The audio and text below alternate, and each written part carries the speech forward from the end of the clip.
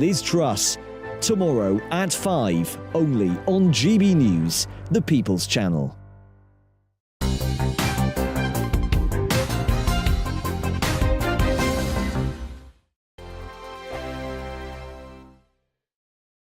Join my show Farage, 7 p.m. till 8 p.m. Monday through Thursday, and there you will get opinion, analysis, debate, and I'll cover stories that nobody else dares to touch.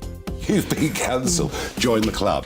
Oh my goodness me. And then for the last 15 minutes, talking pints. We're over a drink. We have a civilised conversation with someone. We very often disagree, but we do it in a grown-up way. Come and join me on Farage.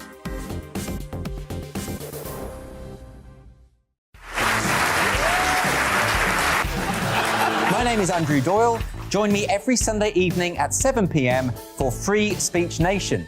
This is a show where we address current affairs and news stories of the week with the help of two wonderful comedian panellists. I brought in comics because I want to give it a lighter edge, and also they work for less. See you there.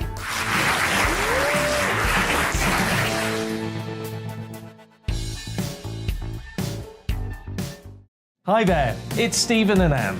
At breakfast from 6 a.m, you'll always be caught up with everything you need to know, the latest headlines, opinions and debates. We'll bring you the good news and the bad, but most of all, we're here for you. Remember, send in your views and let us know what you would like us to talk about. That's because we're your news channel.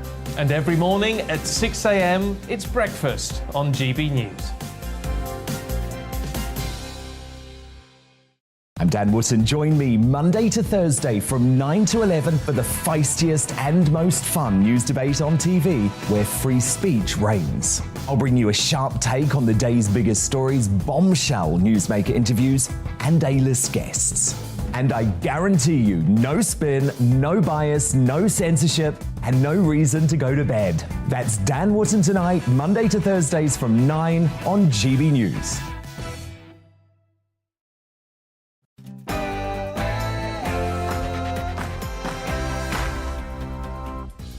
Good morning, this is The Point on GB News with me, Bev Turner, sitting in for Mercy Moroki and Patrick Christie this morning. I'm here with you until midday. After the news, we're going to be finding out why Donald Trump's home has been raided by the FBI. What do you think's going on? Let me know. gbviews at gbnews.uk. As I say, I am here until 12 o'clock. I've got some fantastic guests lined up for you this morning. We've got some brilliant topics as well, so make sure you stay right here on GB News, on your TV, on your radio, online, on the fantastic app. But first, here is the latest news with Rosie.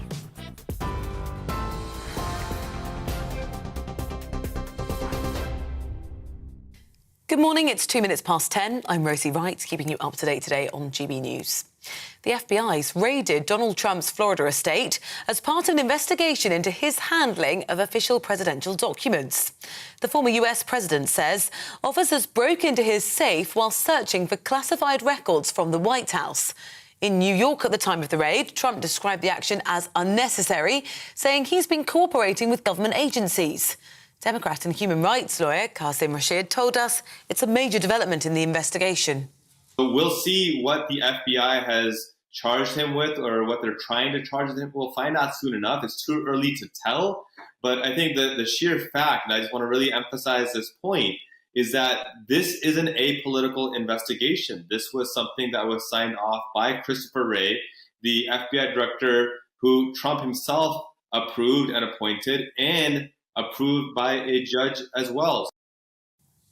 Rishi Sunak says he'd push to save money within Whitehall to help millions of people through a tough winter. The former Chancellor says if he becomes Prime Minister, he'll keep one-off borrowing to an absolute minimum. Conservative MP Mark Harper believes Sunak's proposed plan will help struggling households. Big difference of view between him and Liz Truss on how to deal with the big economic challenge and get people through what's going to be a tough winter. He wants to deliver economic support to the poorest and most vulnerable. Liz is setting out a tax cut that delivers a lot to the best off in society, nothing to pensioners and nothing to those on the lowest incomes. And that's going to be one of the big differences, I think, that our members are going to have to choose between. Liz Truss says tackling antisocial behaviour will be a key priority if she becomes Prime Minister. As part of her campaign, the Foreign Secretary's promised to strengthen the police force. She's vowed to recruit 20,000 extra officers to make streets safer. The Labour Party have said that the Tory leadership race is overshadowing the cost of living crisis. Shadow Employment Minister Alison McGovern says voters want to see action on rising inflation and energy prices, rather than the drama between the two candidates.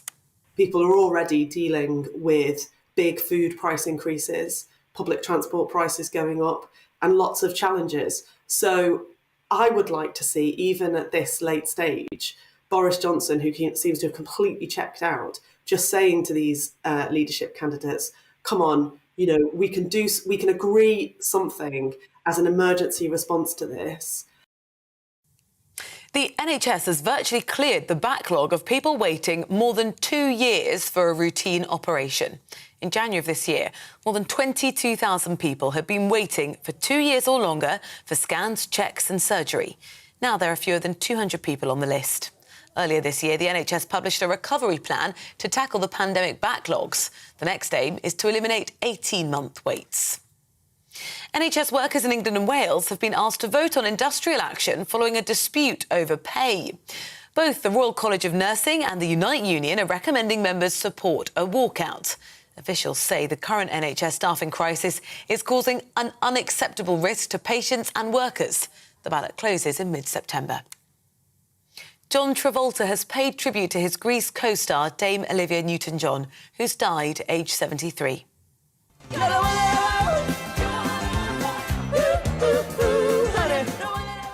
While making a statement, he said, "You made all of our lives so much better. Your impact was incredible." Her husband confirmed that she passed away peacefully at home in California, surrounded by her friends and family. Fans have been leaving flowers on the singer's star on the Hollywood Walk of Fame. A heat health alert across parts of the UK comes into force at midday today. Temperatures are expected to reach the mid-30s across southern and central England later this week. Some regions are also facing hosepipe bans as a result of the dry conditions. It's the second alert issued since the record-breaking heatwave last month. The Alexander Stadium in Birmingham was the centre of celebration as the closing ceremony last night marked the end of the Commonwealth Games.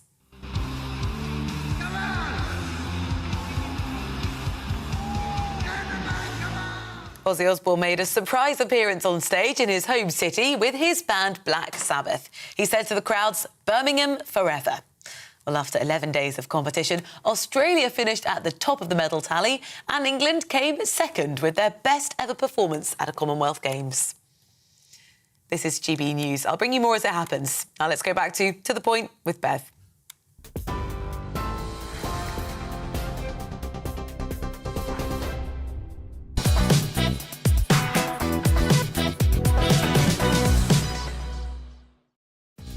Good morning. This is To The Point on GB News with me, Bev Turner, on your TV, radio and online. Thank you very much for joining us. We've got a great show lined up for you today. It is Tuesday, isn't it? Here's what's on the menu.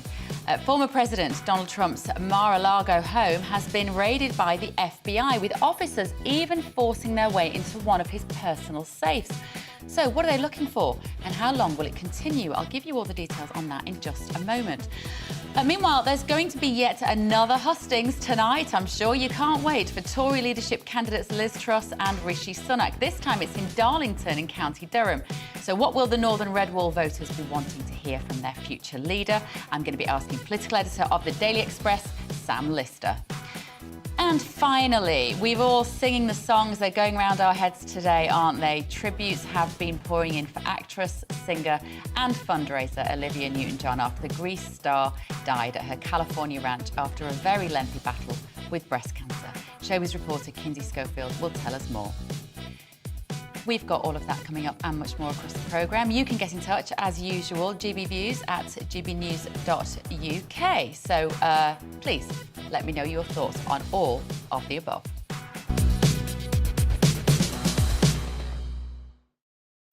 Now, I'm sure a lot of you will have an opinion on this first story. The Florida home of Donald Trump has been raided by the FBI, according to the former president. He said that agents even broke into a personal safe in his Mar-a-Lago home. Trump describes the raid as a weaponization of the justice system and an attack by radical left Democrats who desperately don't want me to run for president in 2024. The officers were apparently searching for classified documents that they believe the former president took from the White House. So here to tell us a little bit more is the chairman of Republicans Overseas UK, Greg Swenson. Good morning, Greg. You've literally just got off a plane from America, so thank you for joining us. What was your reaction when you heard this story this morning? It's pretty outrageous. And, you know, at first I was just shocked that this could happen in the United States. It sounds like something that you'd expect in a third world country. You know, this escalation of the state apparatus to punish or criminalize political opponents. You know, that's just not the way that the system should work. And, you know, they've been at this, the Democrats and the radical left have been at this really for 6 years now, you know, since the 2016 election. And so it's, you know, it's clearly an abuse of power. And I think the reactions you're seeing already indicate that this might very well might backfire on the Democrats and the Justice Department because it's so extreme in terms of the political.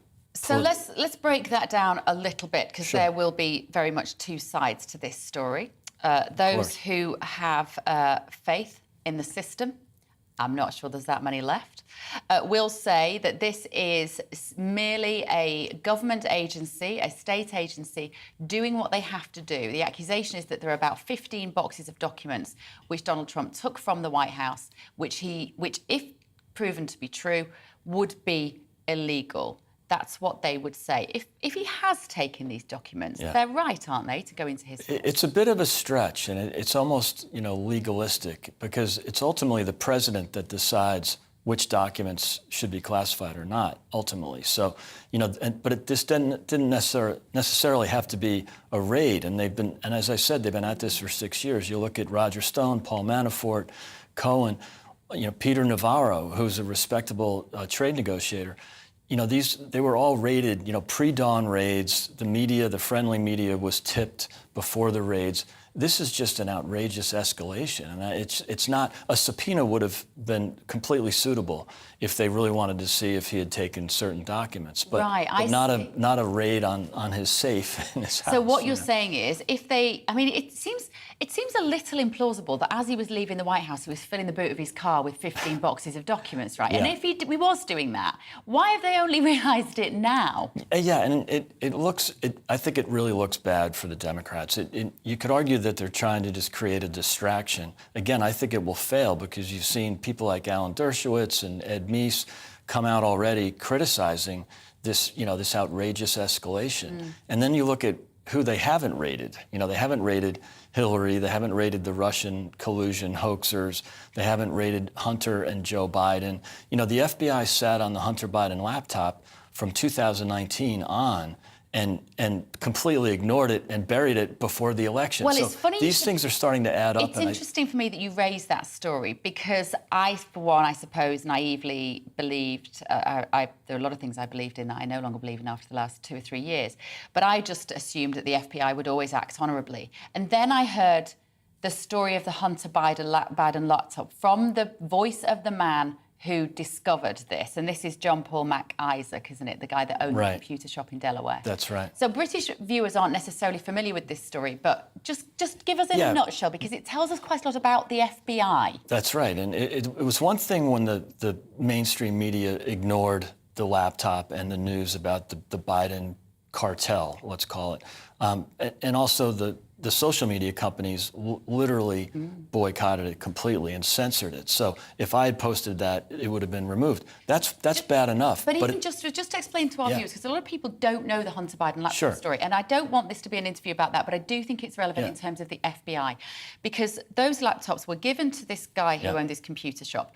He, doing the job that he did very routinely and mundanely for a lot of people, went through the material, and there was deeply incriminating images of Hunter Biden on that, engaging in illegal activities. He rang the FBI thinking they were on side, and the FBI did what, Greg? They buried it, basically. They buried it. So they had an open investigation, but they didn't make it public. And then when the news came out in the New York Post, it was censored by the social media, ignored by the mainstream media, and then 50 former FBI and other intelligence agency officials claimed it was Russian disinformation. And none of those people have been raided or prosecuted. So, this is pretty outrageous. And I think you'll see this in the midterm elections where, I think people are tired of unelected bureaucrats, specifically Merrick Garland, who's done just an outrageously. He's the Attorney General appointed by President Biden, and he's been very, very political. He didn't protect the Supreme Court justices when there were protests, illegal protests in front of their homes, when they were chasing them down in restaurants. He's ignored that. Pregnancy centers have been vandalized and burnt down. He's ignored that, but he's picking on Trump and anybody who's associated with Trump. So it just doesn't smell right. And I think that you'll see this in the midterms when the people will want their elected officials to correct this kind of abuse. So I guess what we're suggesting here is that the Republican take on this story is you've got an FBI that is effectively corrupt and working for the Biden administration, or as you call the Biden cartel. And in doing so, given that their position, therefore, is not trustworthy, they have gone into Donald Trump for political reasons as opposed to carry out the rule of law. What will the implications of that be, though, do you think, in the midterms? Because you alluded to it, but I'd love to hear it in a little bit more detail. Your idea is that this will galvanise Republicans behind Donald Trump because they will see that, yet again, he is being victimised. Right. It goes back to drain the swamp. They see this permanent bureaucracy, this expansion of the state and the state apparatus. The FBI officers typically are conservative and Republican. So I don't mean to criticize the rank and file. In fact, President Trump reached out to the FBI, remember, early in his term, and they were very supportive of him. It comes from the top, though. It comes from the senior people who are these unelected bureaucrats appointed typically by Democrats that just take advantage of their power, and they abuse the power. So I don't think this has to be a Republican versus Democrat thing. I think voters will see this. And again, already we've seen prominent Democrats like Alan Dershowitz be really critical of what's happened here. Let's look at how this might work out well for the Republican Party, particularly in the election, not necessarily the midterms, but in another election. Sure. If Donald Trump is discredited, demonised even more than he has been over the last, 5 or 7 years, that leaves a space at the head of the Republican Party for somebody to step in. That could be Ron DeSantis. Of course, that could turn out very well for you and the Republicans. Yes, I think it would. And there are many Republicans who would prefer Ron DeSantis. That it still favors Trump at this point, but that has been narrowing. That gap has been closing. So it was, a year ago, 75% wanted Trump and only 25% Ron DeSantis. Now we're closer to 45-35, 43-38 in some polls. So, Governor DeSantis is trending higher. He was also very critical of what happened yesterday. So he's a supporter of President Trump. But remember, President Trump will be 78 years old on Election Day. That's older than Biden was when he was elected. And he can only serve one term. And most of the other candidates, especially Ron DeSantis, but even the other ones, Mike Pompeo, Nikki Haley, Kristi Noem, they are very pro-Trump in terms of supporting him and especially his policies. And they're fighters. So I think that, the country club Republican is probably not going to come back anytime soon. Well, it's fascinating, Greg. Will you come back this week as this story unfolds? I will let you get some sleep for now, though, having just got off an airplane. Happy to be here. Thank you, Greg. Thanks, Bev. Greg Swenson there. Let us know what you think, GBViews at gbnews.uk, because I bet you'll have some opinions on this. It just, as Greg said, it just doesn't smell quite right, does it? After the break, I'm going to be returning to British politics as Sam Lister and I look ahead to tonight's Tory leadership hustings in the northern town of Darlington and try and muster some sort of enthusiasm. That's after the weather. This morning, the Met Office have issued an extreme heat warning. The amber warning extends across large parts of England and Wales for later this week, Thursday into Sunday. High pressure will continue to dominate, bringing sunny skies for the next few days. But towards the end of the week, slightly hotter air pushes in. Not as hot as it was in July, but the prolonged nature of this hot spell could cause some health issues. That's why we have issued that warning.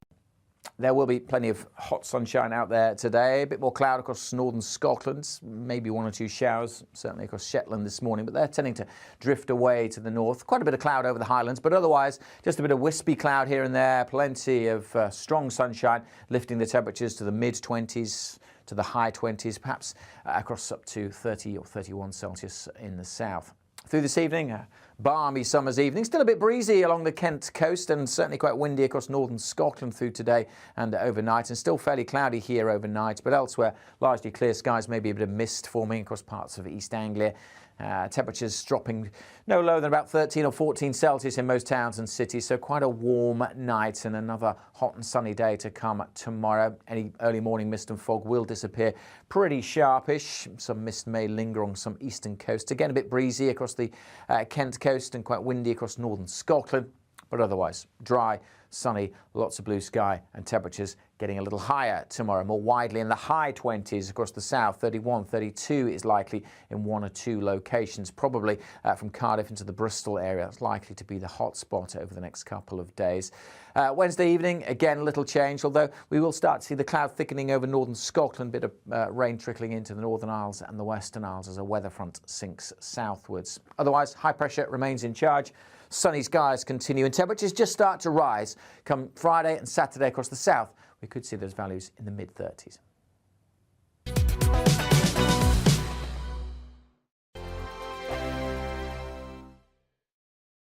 Join my show Farage, 7 p.m. till 8 p.m. Monday through Thursday, and there you will get opinion, analysis, debate, and I'll cover stories that nobody else dares to touch.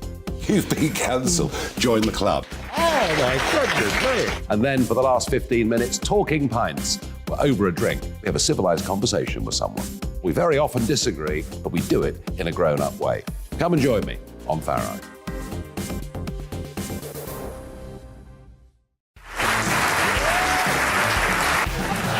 My name is Andrew Doyle. Join me every Sunday evening at 7 p.m. for Free Speech Nation. This is a show where we address current affairs and news stories of the week with the help of 2 wonderful comedian panellists. I brought in comics because I want to give it a lighter edge, and also they work for less. See you there.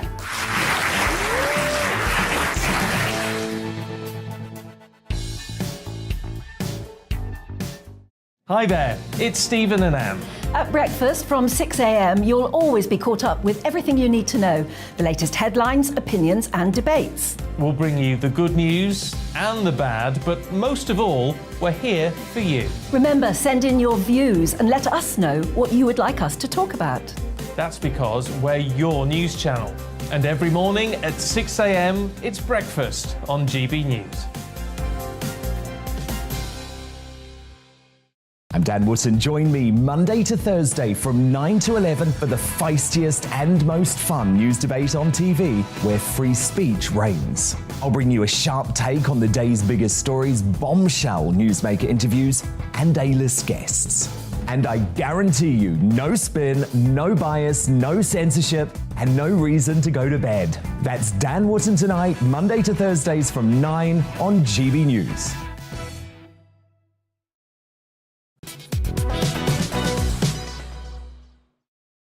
Good morning, thank you for joining us. This is To The Point with me, Bev Turner, on GB News, live on your TV, radio and online this morning. Now, Tory leadership candidates, you know who they are, Rishi Sunak and Liz Truss. Well, they're heading up north today for yet another hustings as they try to convince Tory members in Darlington to vote for them this time. So what can those attending expect from their future Prime Minister? Well, here to give her predictions is Sam Lister, political editor at the Daily Express. Congratulations on your new job as well, Sam. Thank you. Excellent to see women in positions of influence in the political world. I'm delighted for you. Thank you.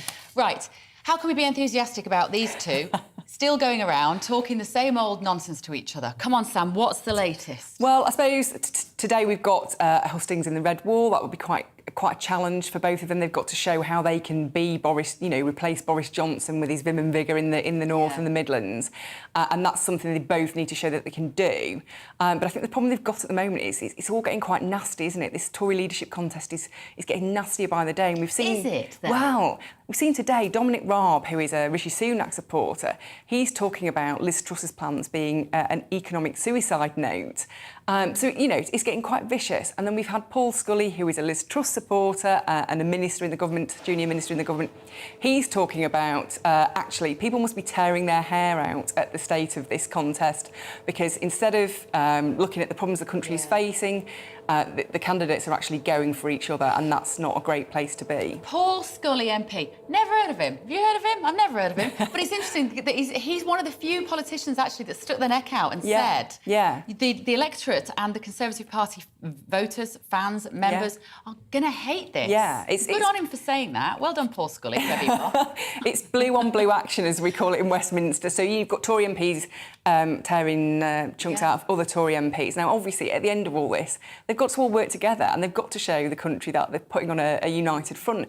All Labour are going to do is file away all these attacks, and then come the election, they will just trot them all out. And it's absolute armour for the Labour Party. And I think that's why Paul Scully is saying, look, you've got to stop doing this. Yeah. Gordon Brown, of course, got involved over the weekend. And he has been popping up and putting his opinion out on this. I don't know about you, Sam, but when I hear Gordon Brown talk about how to fix the economy, I can't help but think about the irony of the boom and bust Tony Blair years, and the fact that when Gordon Blair left office, when he had been Chancellor, wasn't that when the note was on the desk saying, sorry, there's no more money. There's no more money. Yeah. How do you think that's playing out with people to see Gordon Brown come in? Because you kind of have to have a good memory to remember. Yeah. And of course, Gordon Brown, he did, of course, promise to fix the boom and bust economy in Britain. You know, this kind of cycle that constantly happens where you have a good time and then you dip into recession and then the good times come again. And he promised to resolve all that. Now, of course, that didn't happen because events, world events, our economy is now linked to global forces. So it's impossible to kind of protect your economy from, as we've seen, the war in Ukraine. These things happen, and there's nothing you can do to kind of to stop that having an impact on your country. But I think what's interesting is that we are talking about Gordon Brown, not Keir Starmer. Yeah. Keir Starmer, I believe, is on holiday, or he certainly has been. But it should be Gordon Brown. It should be Keir Starmer we're talking about, not Gordon Brown. Where is Keir Starmer on this? You would expect him to be kind of taking up the news pages. It's bizarre, really, isn't it? Indeed. He keeps being given these open goals and he just can't capitalise upon them at all in the minds of the public. Talking about being on holiday, though, Boris Johnson as well. I mean, we've basically got someone just squatting in 10 Downing Street at the moment, haven't we?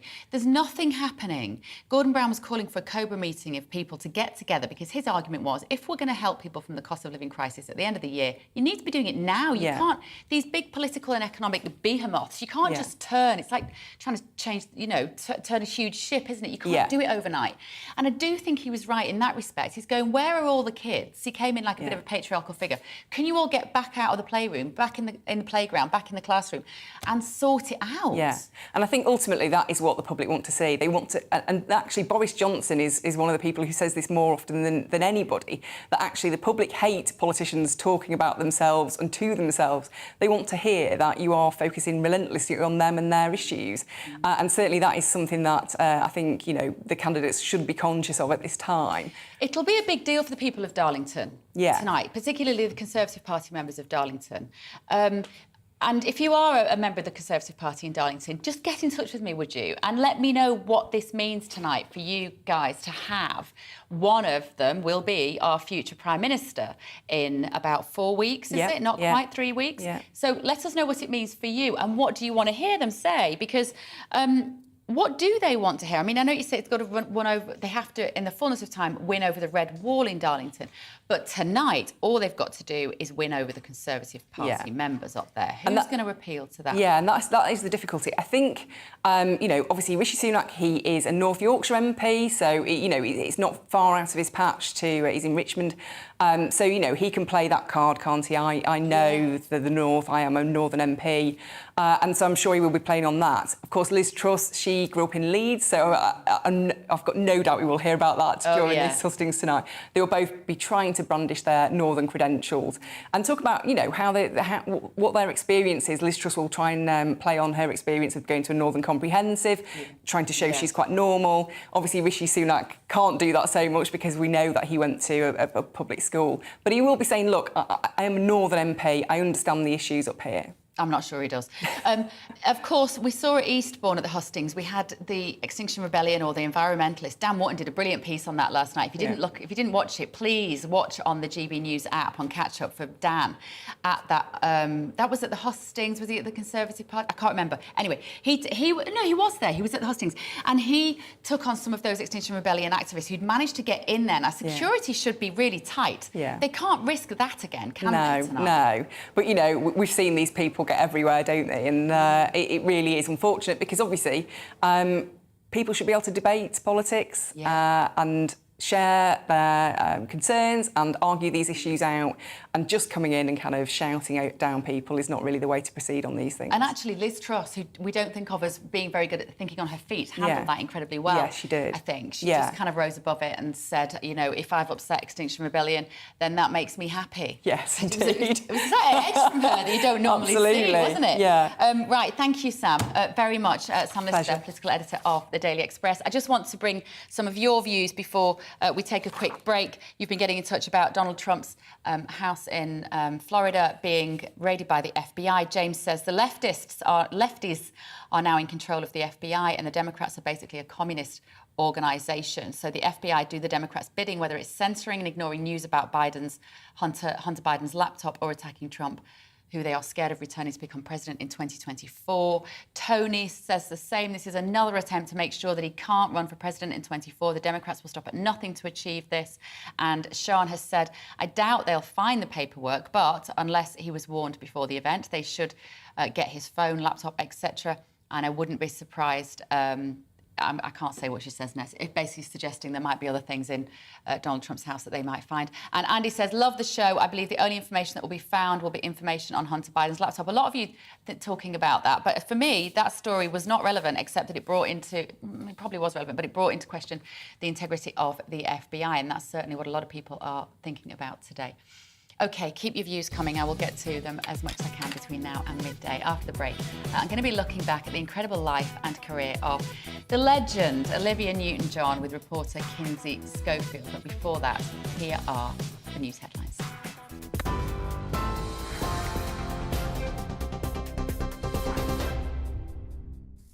It's 10:30. I'm Rosie Wright, keeping you up to date on GB News. The FBI has raided Donald Trump's Florida estate as part of an investigation into his handling of official presidential documents. The former US president says officers broke into his safe while searching for classified records from the White House. In New York at the time of the raid, Trump described the action as unnecessary, saying he's been cooperating with government agencies. Well, Democrat and human rights lawyer Qasim Rashid told us it's a major development in the investigation. We'll see what the FBI has charged him with or what they're trying to charge him. We'll find out soon enough. It's too early to tell. But I think the sheer fact, and I just want to really emphasize this point, is that this isn't a political investigation. This was something that was signed off by Christopher Wray, the FBI director who Trump himself approved and appointed, and approved by a judge as well. Tory leadership hopeful Rishi Sunak says he'll look at making savings across Whitehall to help millions of people through an extremely tough winter. The former Chancellor says if he becomes Prime Minister, he'll keep one-off borrowing to an absolute minimum. Both he and Liz Truss will present their plans to party members at a hustings in Darlington this evening. The Foreign Secretary is focusing on tackling antisocial behaviour, saying it will be a key priority if she becomes Prime Minister. As part of her campaign, she's pledged to strengthen the police force. Liz Truss has vowed to recruit 20,000 extra officers to make our streets safer. The NHS has virtually cleared the backlog of people waiting more than 2 years for a routine operation. In January, more than 22,000 people have been waiting 2 years or longer for scans, checks and surgery. Now there are fewer than 200 waiting. Early this year, the NHS published a recovery plan to tackle pandemic backlogs. The next aim is to eliminate 18-month waits. An amber warning for extreme heat has been issued from Thursday to Sunday across parts of England and Wales. The Met Office says temperatures are expected to reach the mid-30s. It's after a heat health alert was issued for much of the country. Some regions are also facing hosepipe bans. TV, online and DAB+ radio, this is GB News.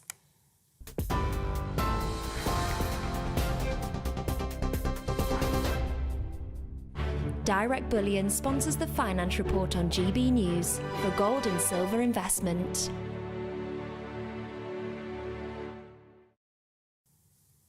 Here's a quick snapshot of today's markets. The pound will buy you $1.213 and €1.184. The price of gold currently stands at £1,471 and 5 pence per ounce. Direct Bullion sponsors the Finance Report on GB News, investments that matter.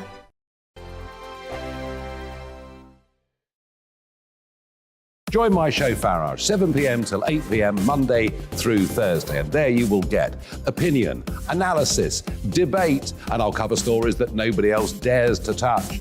You've been cancelled. Join the club. Oh my goodness me! And then for the last 15 minutes, talking pints. We're over a drink. We have a civilised conversation with someone. We very often disagree, but we do it in a grown-up way. Come and join me on Farage.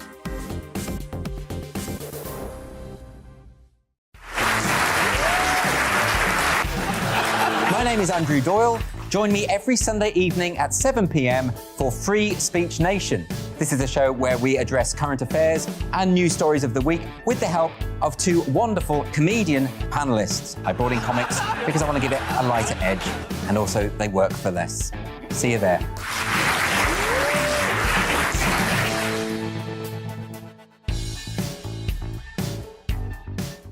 Hi there, it's Stephen and Anne. At breakfast from 6 a.m, you'll always be caught up with everything you need to know, the latest headlines, opinions and debates. We'll bring you the good news and the bad, but most of all, we're here for you. Remember, send in your views and let us know what you would like us to talk about. That's because we're your news channel. And every morning at 6 a.m, it's breakfast on GB News. I'm Dan Wootton. Join me Monday to Thursday from 9 to 11 for the feistiest and most fun news debate on TV, where free speech reigns. I'll bring you a sharp take on the day's biggest stories, bombshell newsmaker interviews, and A-list guests. And I guarantee you, no spin, no bias, no censorship, and no reason to go to bed. That's Dan Wootton Tonight, Monday to Thursdays from 9 on GB News.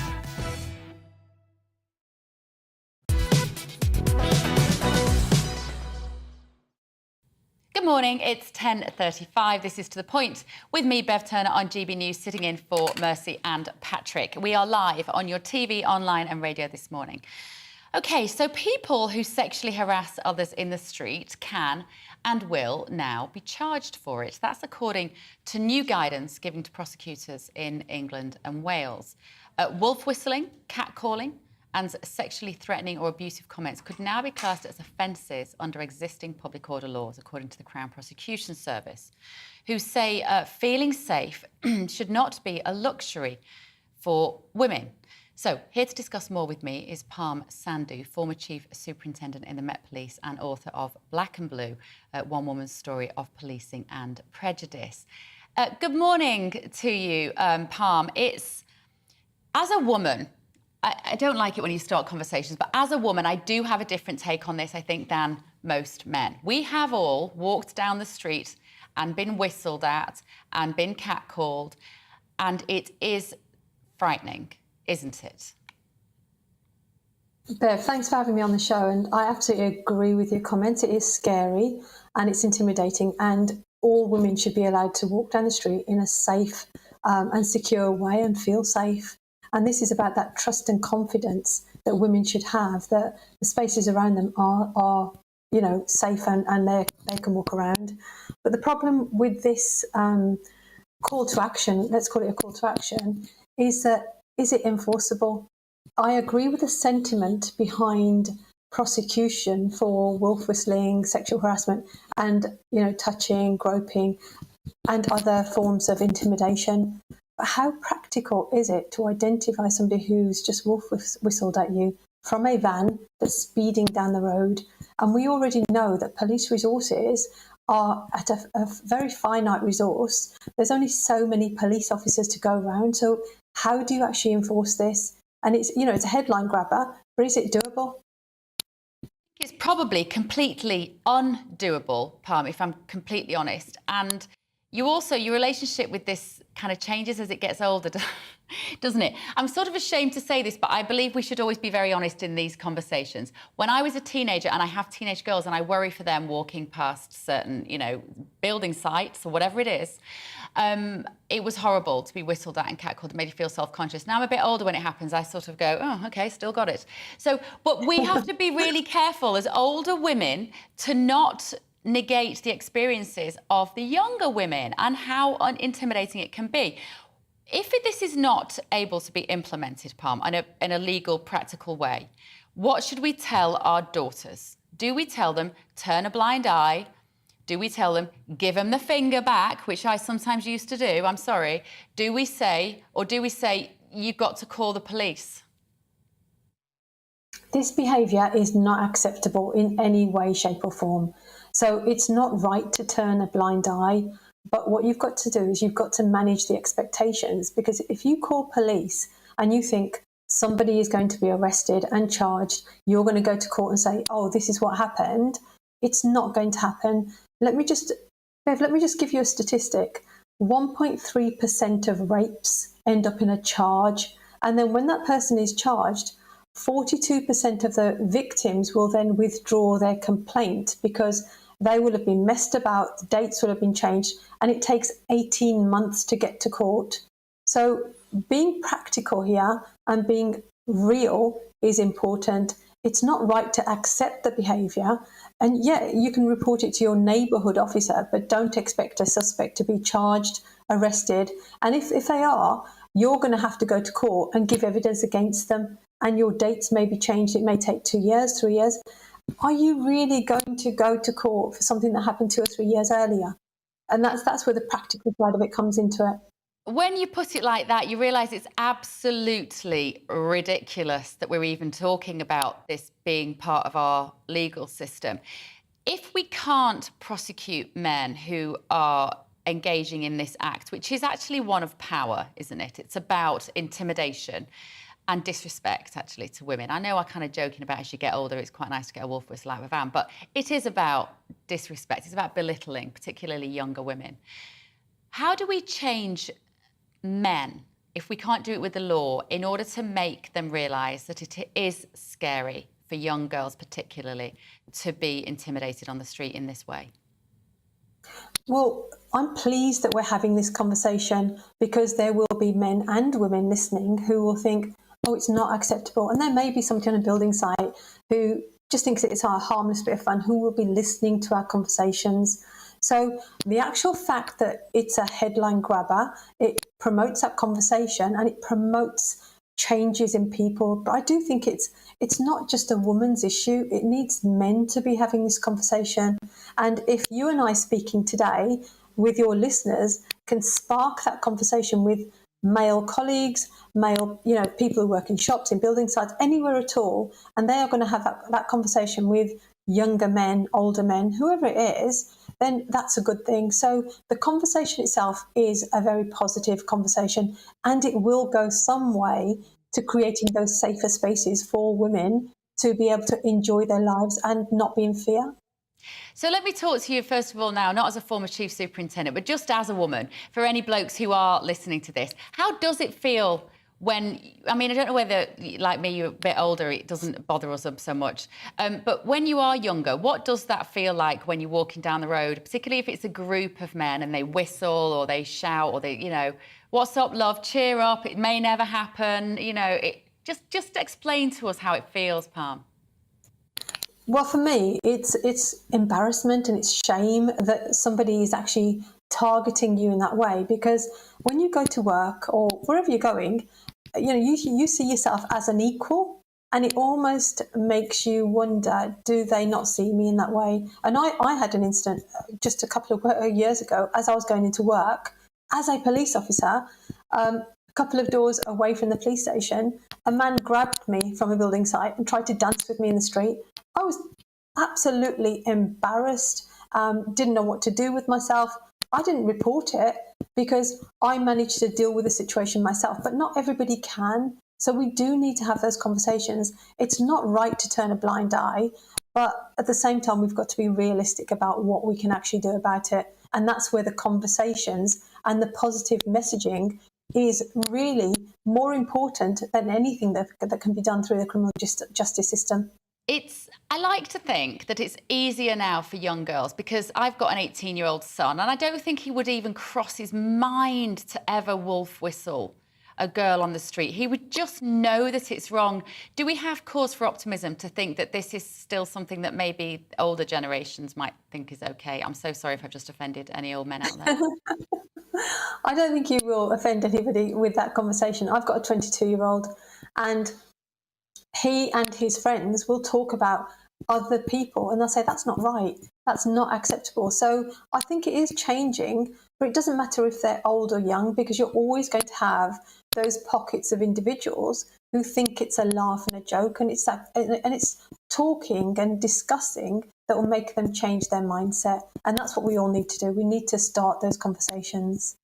And so really this idea, this change in the law to mean that people can be prosecuted, it's law in all but name, isn't it? Nobody's ever going to come to court for this. I'm trying to picture a scenario, Palm, in which it might end up in court, and I just can't think of one. It might just be that maybe a woman is subjected to this every day for so many days and she catches it on camera on her way into work, and maybe under those circumstances somebody might end up being arrested. But even that, I mean, I'm sat here writing an episode of Murder, She Wrote in my head here, trying to work out what the fictional scenario might be. It's just never, ever going to work, is it? I mean, there may be situations where if you've got a fixed building site that's going to be there for 8 or 9 months and the local neighbourhood officer has been alerted to this sort of behaviour, and that person may have a conversation with the building site manager to say, this is what's happening, you need to control your workers. So there may be a conversation, but I can't actually see it going to court. If we can't get rapists to court and our rape charge and conviction rates are so low, how are we possibly going to get a cat caller to court? Yeah, absolutely. OK, thank you so much there. Palm Sandhu, former Chief Superintendent in the Met Police and the author of Black and Blue, One Woman's Story of Policing and Prejudice. I'm going to go and buy that book. I like the sound of it. You should do. OK, now, tributes have been pouring in from all over the world for actress, singer and breast cancer research fundraiser Dame Olivia Newton-John after she succumbed to the disease aged 73. She was best known, of course, for starring as Sandy in the cult classic Grease, but she also achieved global success as a country singer and as the founder of the Olivia Newton-John Foundation, which helps provide funding for cancer research.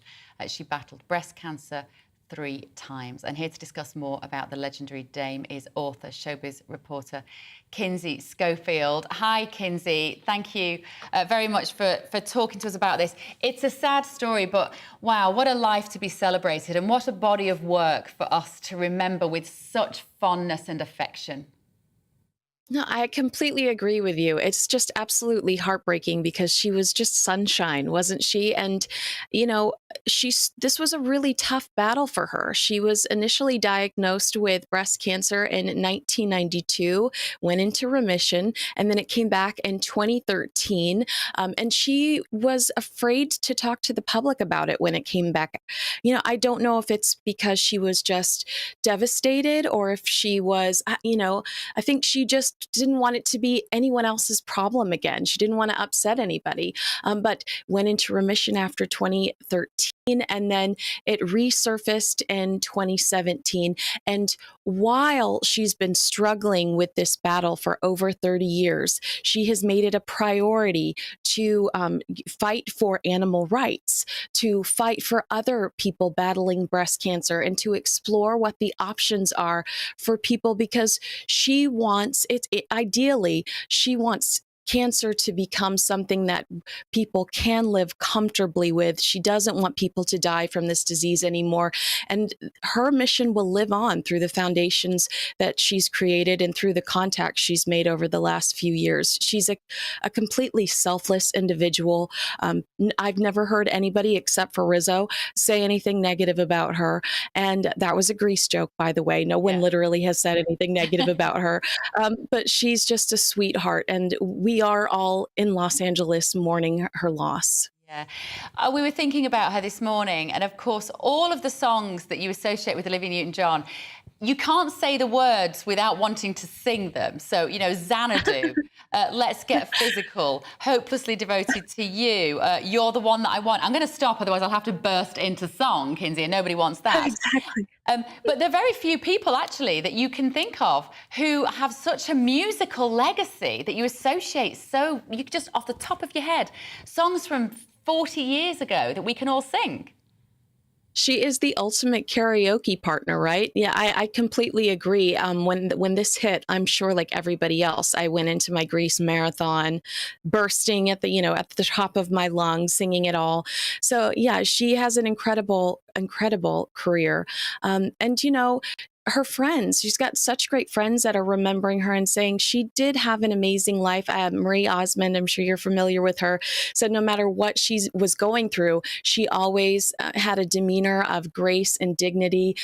Suzanne Summers also came out and spoke out about how she dealt with cancer and how amazing it was to see somebody so selfless in that situation. So I do think that while she did battle this disease for so long, we will remember her for Sandy, and we will remember her for that discography that is so amazing. This wonderful marriage to John Easterling at the end of her life. But she also had tragedy in her relationship, didn't she? The most extraordinary story that I'd completely forgotten about until I read it in the obits this morning. Remind us what happened.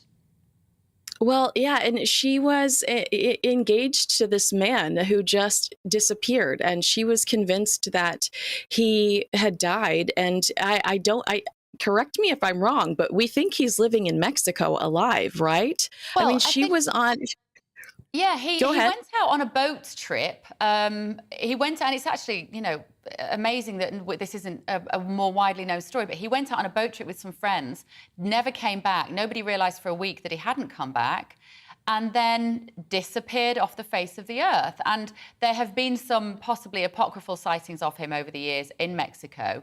But yeah, he just disappeared. And she was heartbroken by all accounts. I mean, she was on television begging for people to help find him. It was the most disturbing story at the time. So yeah, that was, thankfully, God bless John Easterling, who shows up, completely sweeps her off her feet, and really helped her navigate through cancer. She really wanted to focus on, natural ways to fight cancer, and they really were partners in navigating that world. And I think he's going to continue to pursue that and see what he can discover in that arena to honor her. John Travolta put out a very touching tweet, didn't he? Because it's almost impossible to think of Olivia Newton-John without thinking about John Travolta and their amazing relationship on screen in Grease. We never found out whether they actually had a relationship behind the scenes, did we? Well, we did not, but as a young girl, I can tell you that that was my it couple. I thought that that's what you aspired to be. So I'm going to assume that there was a little flirtation romance, even if there wasn't. My favorite line of that on his Instagram, he said, I saw you, or he said, you were mine from the moment I saw you. I was yours from the moment you saw me. It was really cute. You're Danny, you're John. So absolutely, I would tell you, maybe Titanic. I don't know of any other couple in a movie that I can think of that is as iconic as John Travolta and Olivia Newton-John in Grease. And they never had a bad word to say about each other over the years as well, which is just a joy, isn't it? Because so many actors end up having some sort of public mudslinging at some point, and they never did. Just an amazing woman and a real force for good. And we all smile when we think of Olivia Newton-John. And if that is not the best obituary that any of us can have, then what could be? Thank you so much, Kinsey. Kinsey Schofield there, showbiz reporter from the US. Okay. Now, let's take you through some of the headlines of the day that you might have missed. A 4-year-old child has held their own gender reveal celebration after announcing their transition from a girl to a boy. Charlie Danger Lloyd set off a blue gender reveal cannon at Vancouver's Pride Parade with his mother, saying the 4-year-old has wanted to be a boy from a young age. She says that her son can now transition. That began 4 months ago when Charlie didn't want to buy any girls' clothes anymore and wanted to cut their hair short to look just like Daddy. His choices were not questioned and he was congratulated and everyone began using new pronouns, she said. Okay. Wives and mums can now compete to become Miss Universe after the beauty pageant updated its rules to allow more women to participate. Amazing. For its 7-decade run, only single childless women aged 18 to 28 could compete. But now the organisation wants to take a different direction, saying we all believe that women should have agency over their lives and that's a human, personal decision. Should be no barrier to their success. It's just brilliant, isn't it? You can be in Miss World, but you must be childless and you must be single. Why might that be? Don't know, judges might want to go out with you.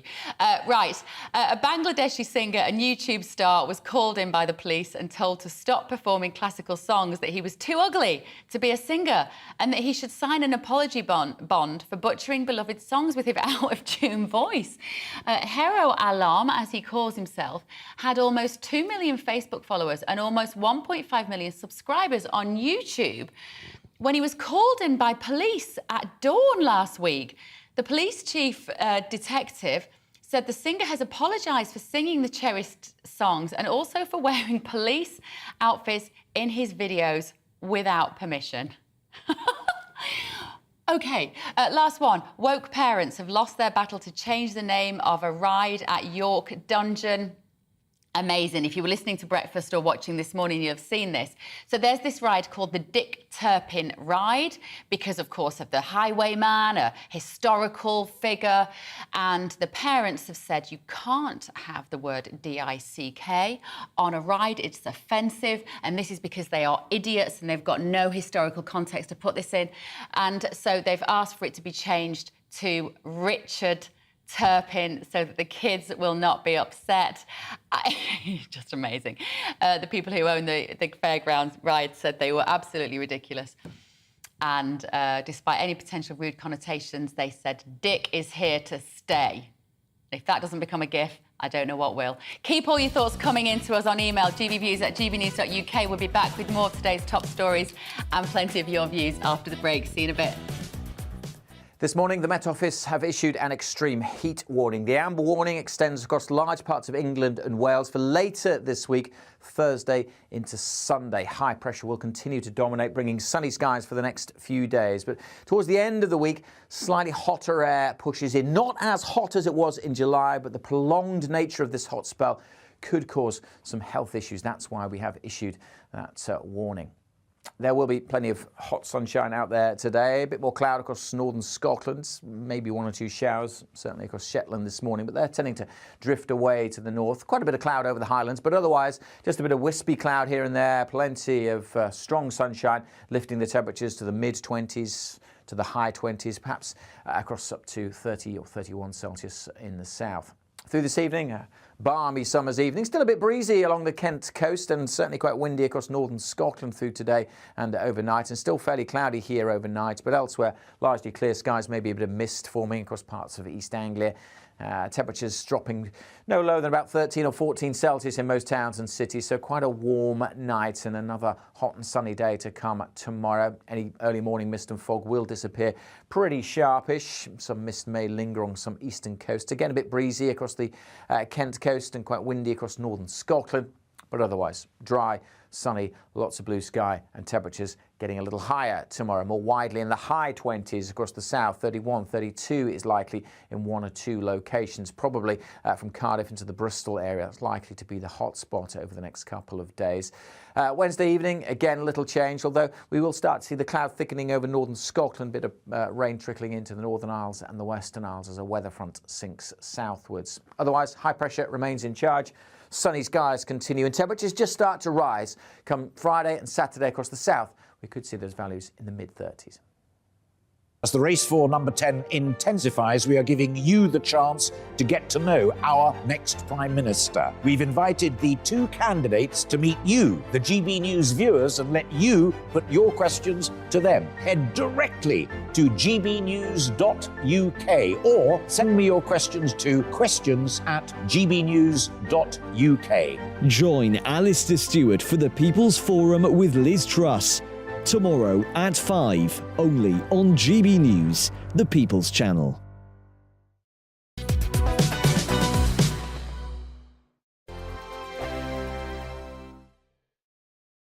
Join my show Farage, 7 p.m. till 8 p.m. Monday through Thursday. And there you will get opinion, analysis, debate, and I'll cover stories that nobody else dares to touch. You've been cancelled. Join the club. Oh my goodness me. And then for the last 15 minutes, talking pints. We're over a drink. We have a civilised conversation with someone. We very often disagree, but we do it in a grown-up way. Come and join me on Farage.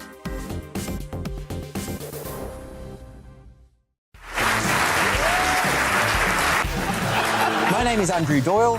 Join me every Sunday evening at 7 p.m. for Free Speech Nation. This is a show where we address current affairs and news stories of the week with the help of two wonderful comedian panellists. I brought in comics because I want to give it a lighter edge, and also they work for less. See you there.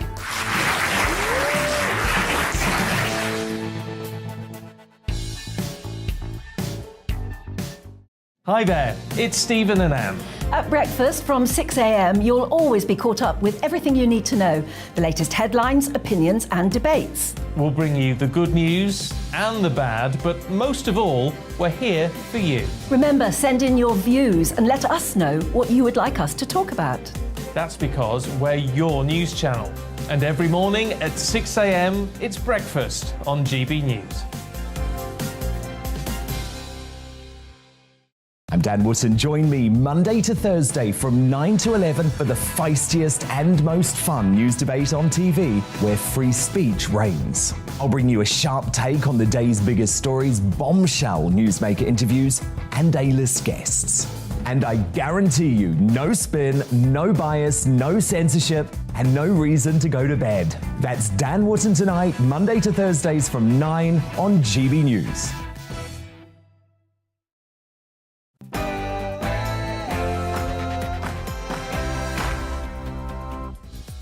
Good morning, this is To The Point on GB News with me, Bev Turner, on your TV, radio and online. I'm here until midday with a show jam-packed with all of the biggest stories, lots of discussion. If you've missed the first hour, well, you're an idiot because it was fantastic. You can watch it on catch-up. Go and find our app.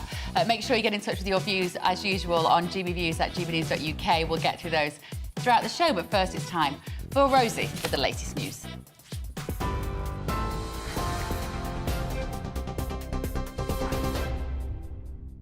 A very good morning. It is 11 o'clock. I'm Rosie Wright, keeping you up to date on GB News.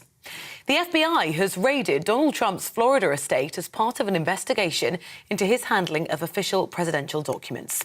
The former US president says officers broke into his safe while searching for classified records from the White House.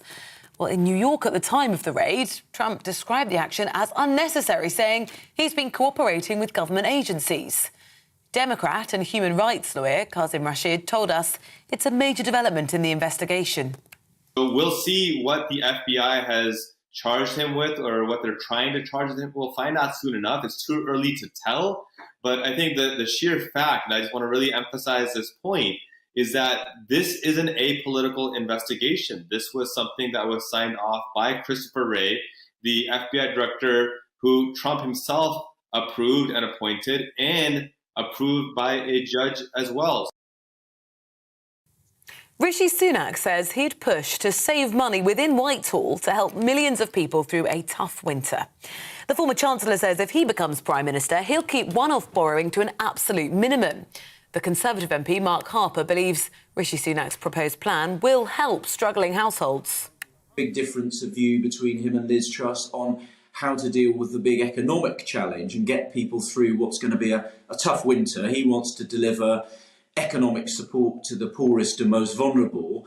Liz is setting out a tax cut that delivers a lot to the best off in society, nothing to pensioners and nothing to those on the lowest incomes, and that's going to be one of the big differences, I think, that our members are going to have to choose between. Liz Truss says tackling antisocial behaviour will be a key priority if she becomes Prime Minister. As part of her campaign, the Foreign Secretary's promised to strengthen the police force. She's vowed to recruit 20,000 extra officers to, she says, make streets safer. The Labour Party have said the Tory leadership race is overshadowing the cost of living crisis. Shadow Employment Minister Alison McGovern says voters want to see action on rising inflation and energy prices rather than drama between the two candidates. People are already dealing with big food price increases, public transport prices going up, and lots of challenges. So I would like to see, even at this late stage, Boris Johnson, who seems to have completely checked out, just saying to these leadership candidates, come on, we can agree something as an emergency response to this. The NHS has virtually cleared the backlog of people waiting more than 2 years for a routine operation. In January, more than 22,000 people have been waiting 2 years or longer for scans, checks and surgery. Now there are fewer than 200 on that list. Earlier this year, the NHS published a recovery plan to tackle pandemic backlogs. The next aim is to eliminate 18-month waits. NHS workers in England and Wales have been asked to vote on industrial action following a dispute over pay.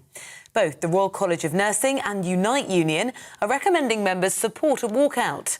Officials say the current NHS staffing crisis is causing unacceptable risks to patients and workers. The ballot closes in mid-September. The exam pass rate for students sitting their exams in Scotland is at its lowest since the pandemic. Figures from the Scottish Qualification Authority show the number of pupils who received an A to C was 78.9%. That's down from 87.3% last year. It's still higher than 2019, which is the last time formal exams were set. John Travolta has paid tribute to his Grease co-star, Dame Olivia Newton-John, who's died aged 73.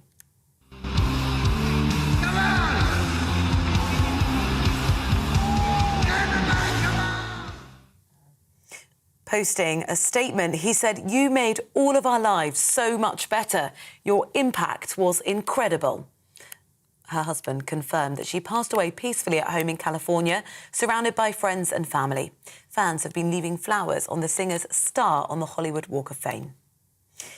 Now, a 4-day amber warning for extreme heat's been issued from Thursday across parts of England and Wales. The Met Office says temperatures are expected to reach the mid-30s. It's after a heat health alert was issued for much of the country. Some regions are also facing hosepipe bans because of the extended dry spell. The Alexander Stadium in Birmingham was at the centre of celebration last night as the closing ceremony marked the end of the Commonwealth Games.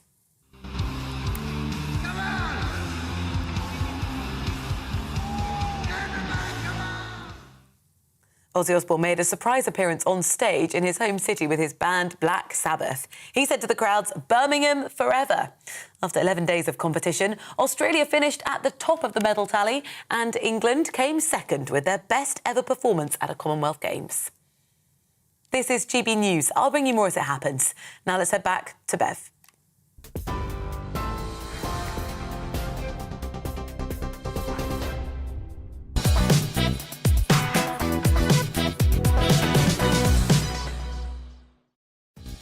Good morning. Thank you for joining us. I'm Bev Turner. This is To The Point on GB News. On your TV, radio and online, we've got a great show lined up for our final hour. So here's what's on the menu. Many of you watching right now, student or parent, may be anticipating A-level results. We'll be talking about the state of the nation's education shortly, and we'll be live in Scotland where students have been receiving their results today. The Home Office has revealed that more severely obese people than ever are having to be rescued by firefighters as they are too big to move. Yes, I'm not actually joking. We'll be talking to a health and wellbeing expert later in the show about this depressing situation. And the farming industry has taken a hit as a result of Brexit and the cost of living crisis getting worse. Our Northern Ireland reporter has been around the nations to talk to farmers on how they are coping. You've got all of that coming up and much more across the programme. You can get in touch with your views, as usual, on gbviews at gbnews.uk.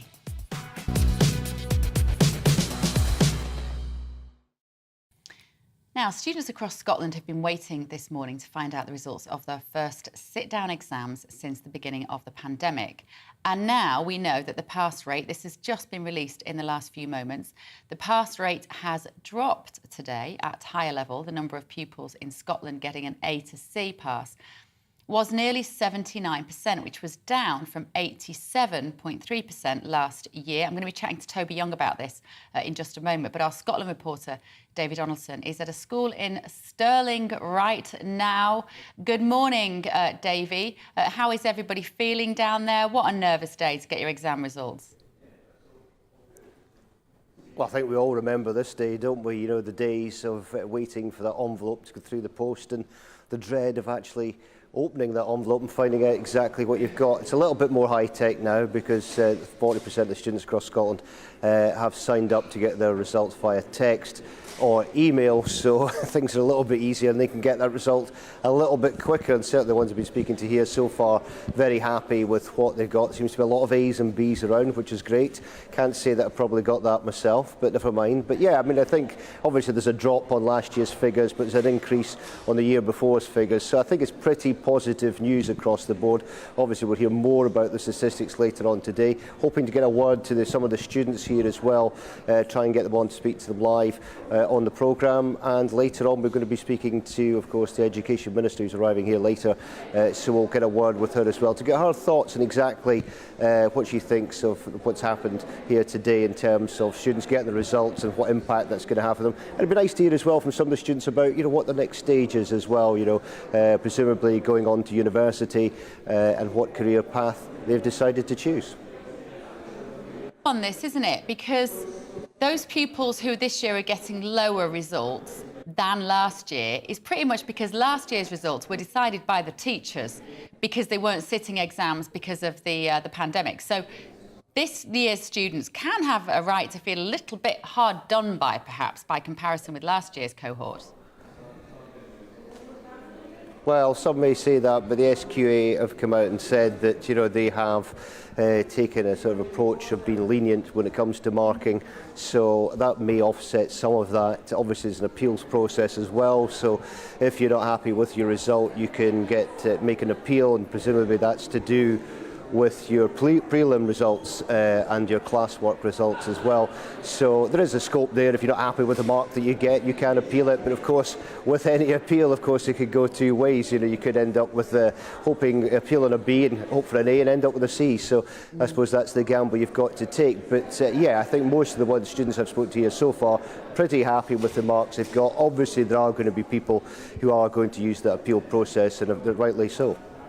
OK, thank you very much for joining us from Stirling this morning. David Donaldson there, maybe offering a shoulder for a few people to cry on. But as he says, a lot of them seem to be quite happy with how it's going. It's been a really strange year for kids in education. It's been a really strange couple of years, actually. I'm delighted to say that we're going to talk now to Toby Young about this, because if there's anybody that understands education, Toby, the founder of the West London Free School and parent as well, it is you.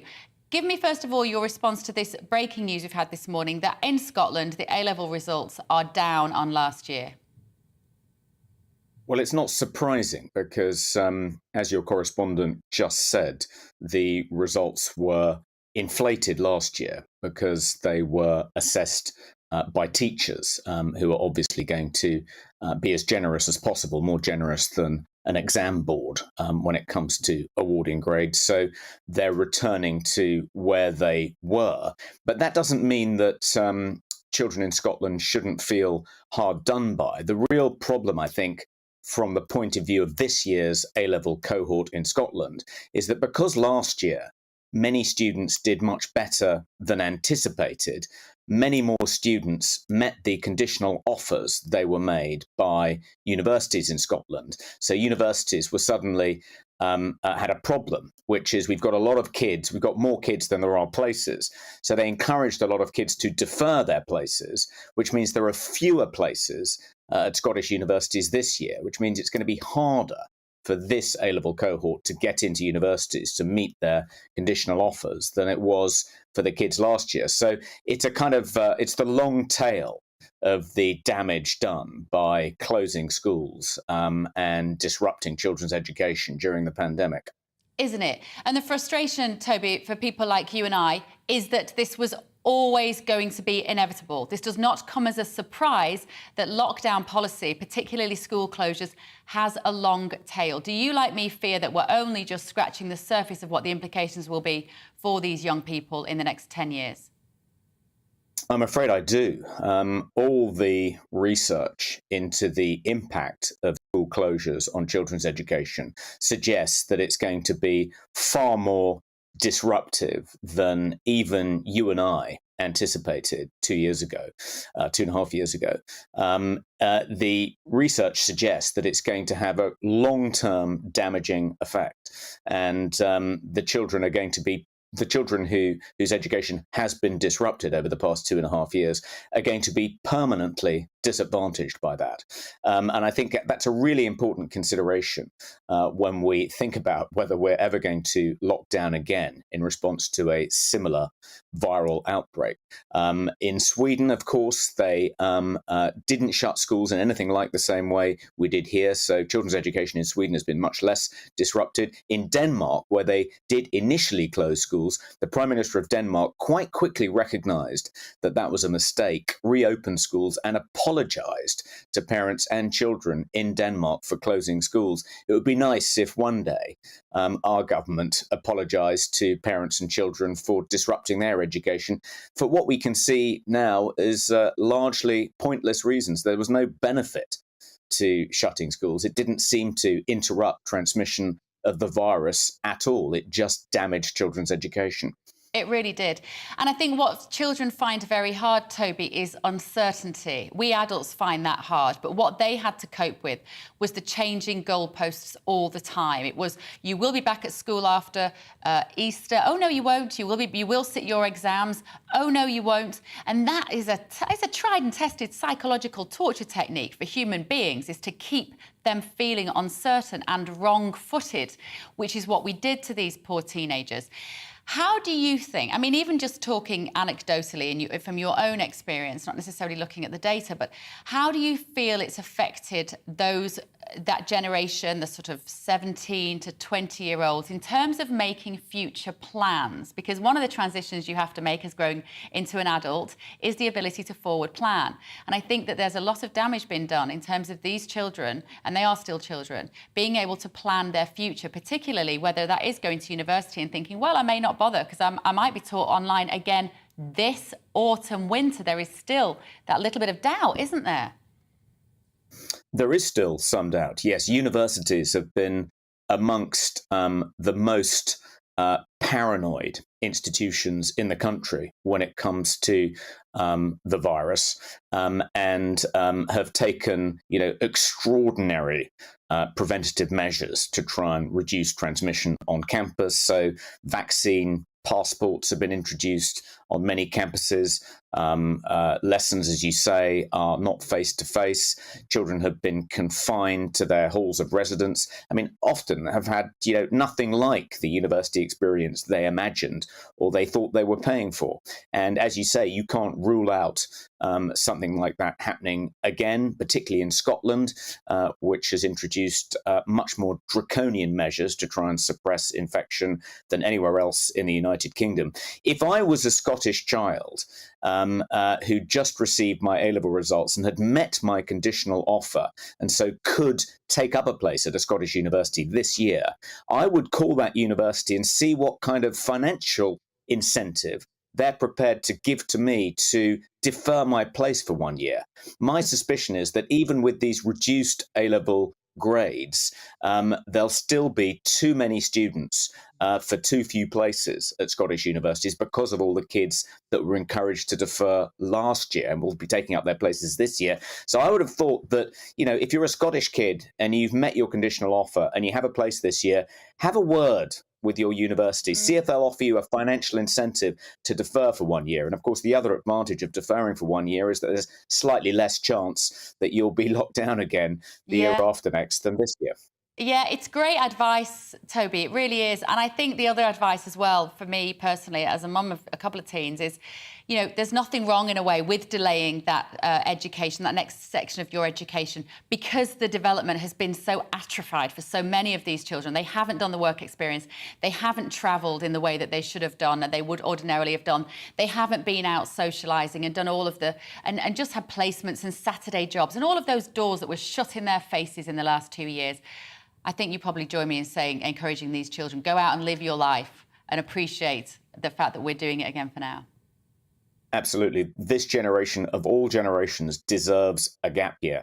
So if they can possibly take one, I'd advise them to take one. OK, Toby, keep up the great work. Toby Young, their educational expert. And, of course, I didn't even get to talk to him about the free school that he set up in West London. OK, after the break, the total number of people crossing the Channel in small boats has reached almost 18,500 for the year so far, which is just extraordinary. We're going to be looking at that next, but here is the weather.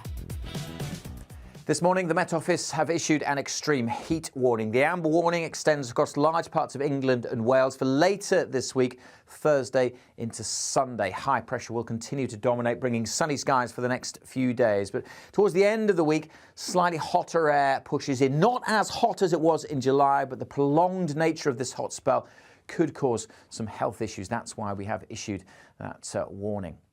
There will be plenty of hot sunshine out there today. A bit more cloud across northern Scotland, maybe 1 or 2 showers, certainly across Shetland this morning, but they're tending to drift away to the north. Quite a bit of cloud over the Highlands, but otherwise just a bit of wispy cloud here and there. Plenty of strong sunshine, lifting the temperatures to the mid-20s, to the high 20s, perhaps across up to 30 or 31 Celsius in the south.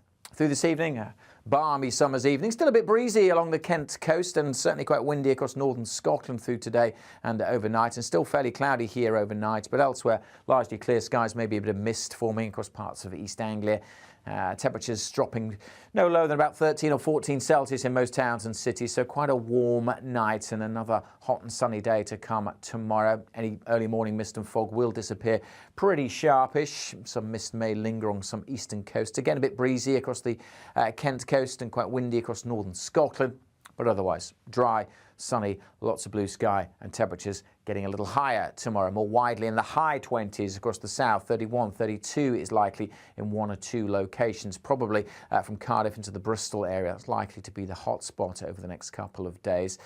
Wednesday evening, again, little change, although we will start to see the cloud thickening over northern Scotland, bit of rain trickling into the Northern Isles and the Western Isles as a weather front sinks southwards. Otherwise, high pressure remains in charge. Sunny skies continue and temperatures just start to rise. Come Friday and Saturday across the south, we could see those values in the mid-30s.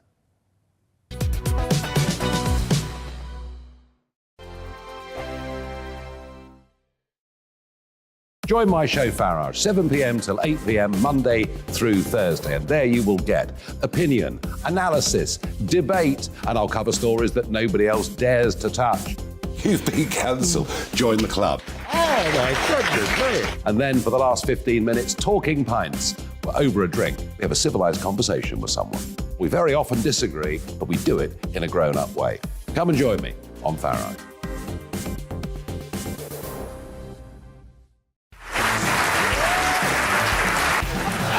My name is Andrew Doyle. Join me every Sunday evening at 7 p.m. for Free Speech Nation. This is a show where we address current affairs and news stories of the week with the help of 2 wonderful comedian panellists. I brought in comics because I want to give it a lighter edge, and also they work for less. See you there.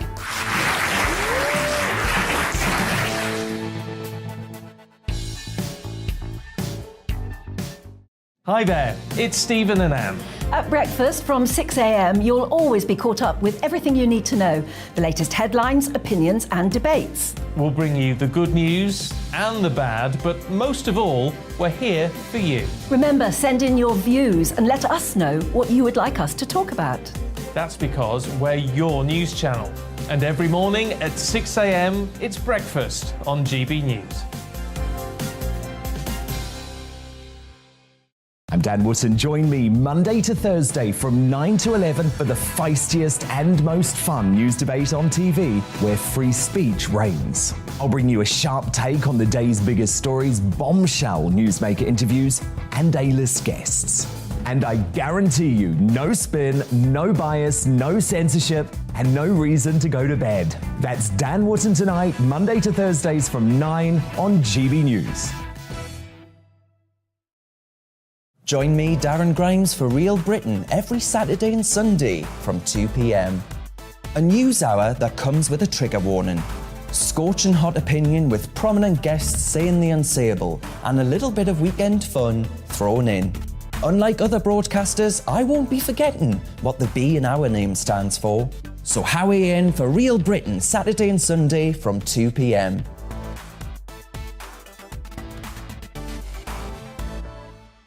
Hello, I'm Michelle Dewberry and you can join me every weekday 6 till 7 on Jubes and Kerr. Me and my panel will get stuck right into the day's events and I can tell you, in fact, I can warn you, expect some robust debates, some strong opinions and perspectives from both sides of the fence. It's about you at home as well. I love to read out all of your comments, or at least as many as I can. So join me, Michelle Dewberry, Monday to Friday, 6 till 7 on Jubes and Kerr.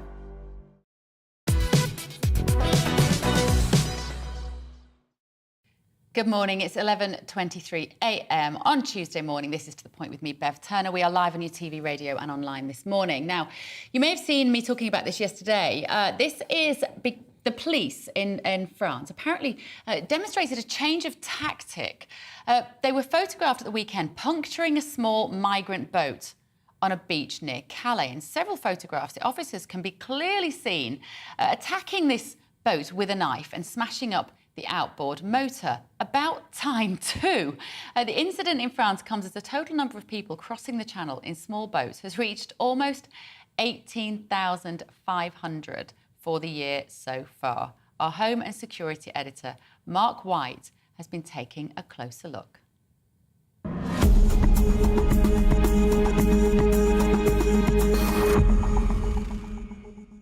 At first light, the Border Force vessel Typhoon arrives into Dover Harbour with the latest batch of those pulled off small boats in the English Channel. It follows a weekend in which the total number who've crossed in small boats so far this year has now topped 18,000. In fact, GB News analysis of those arriving shows 18,500 have now made the journey, well ahead of the 11,000 who crossed at this point last year. With no end in sight to this crisis, an apparent change of tactic by French authorities. We've obtained these images of a group of Channel migrants on the beach at Gravelines between Calais and Dunkirk. As they make a dash for the water, an unmarked police vehicle races to intercept them. Within seconds, police jump out and start puncturing the inflatable with a knife. Moments later, as the boat deflates, they start smashing up the vessel's outboard motor. Those who had seconds earlier been racing towards the sea made a dash back towards the dunes. The former head of UK Border Force says he welcomes this belated change in the response of French law enforcement. This is a good sign that we are now seeing this kind of operational collaboration, and I hope very much that the French police will continue to augment their resources on the French beaches and to disable these vessels, because that can only be beneficial to us. But for every boat the French stop, many more make it across. On the same day they were puncturing the dinghy on the beach, 10 other small boats made it to UK waters, and 337 people were taken here to the processing centre at Dover Harbour before formally entering an asylum system already in deep crisis. Mark White, GB News. OK, let's see what you have been saying now. You've been getting in touch with us this morning. A lot of you are very cross about Donald Trump's house being raided. Ted has said the reason for the raid on Trump's home is the Democrats are very worried about Donald winning the next election, which he will do if they can't prohibit him from running. Possibly, Ted. I mean, as Greg Swenson said earlier, actually, what might happen, what we were discussing, is that if Trump is seen to be too discredited by this. I mean, who knows? He might get found guilty of something. He might be in jail by the time we have another election in America, in which case somebody like Ron DeSantis, the governor of Florida, would step in and lead the Republicans into that election and could do extremely well. I'm a big fan of his. John has said, Bev, if nothing comes of the raid on Donald Trump's mansion, this will hand him the keys to the White House in 2024. And I bet he regrets not going after Hillary Clinton. Of course, John, echoing there a little bit what Greg was saying, is that it might galvanise a lot of public support for Donald Trump if they see him as being the victim of some sort of witch hunt.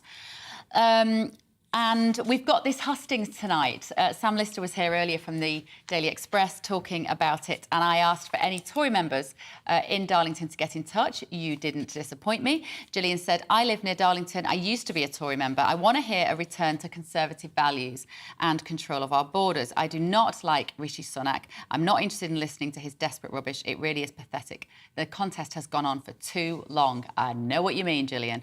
And Paul says, on the leadership battle, Liz's message is coming across stronger than Rishi. So now Rishi is on the defensive by calling Liz's ideas rubbish because he knows Liz is ahead of the game. Liz must be on the defensive also now and sticking up to Rishi. It has been a fairly well executed contest until recently. It's very difficult to be completely criticising your rival when you're going to have to work with them in the cabinet in the not too distant future. But they seem to have done, but as Sam said, it seems to be getting a little bit more kind of scrappy from here on in, perhaps. And Sue from Oldham has said, Dear Bev, I'm sad to say that what's happening in the USA is in fact what is happening here. She's talking about the left versus right and corruption that may well be going on. And Albert has said it's been obvious for 12 months that the FBI and the Socialist Democrats are corrupt and would try to stitch up Trump before 2024. And they'll do their best to see that Trump would not run, and I am a Brit. More of you calling it a witch hunt, etc., etc. We will bring you any more on that, of course, as we get to it. Now let's take you through a few more of the little headlines of the day that you might have missed. This is an interesting one. A Scottish comedian has become an Edinburgh Fringe Festival legend after confessing it was he who performed his entire set to just one single audience member in his opening gig. Robin Granger, he performed to a pundit called Mike from Leicester for an entire hour. This happens at these sort of festivals, but it turns out that someone else was listening. It was a critic who arrived early to review the show after Robin, after hearing final bits of the set and how hard the audience seemed to be laughing. After finding out it was just a crowd of one in the room, she tweeted out her respect for the comedian and a review from Mike in Leicester, who gave Robin's set a 5 out of 5. Good for you. An 18-year-old who was destined for athletic glory has lost his 400 metres championship race because his glory kept falling out of his shorts. Alberto Nonino of Italy was competing at the 2022 World Athletics Under-20s Championship in the decathlon when his wardrobe malfunction took place. I do hope we've got some footage of this. He was running, he was gaining pace, he was winning the race until something popped out of his shorts. We haven't got the footage, I'm afraid. So you'll just have to use your imaginations. I'm sure you're more than capable of that. Poor kid, he was a junior, but why did he forget his underpants? How can you forget your underpants on the most important day of your life? OK, after the break, more severely obese people than ever are being rescued by firefighters because they've become too big to move on their own. We will be looking at that. It's tragic, it's heartbreaking, but who on earth is responsible for people getting into that sort of state? But first of all, here is Rosie Wright with the news headlines.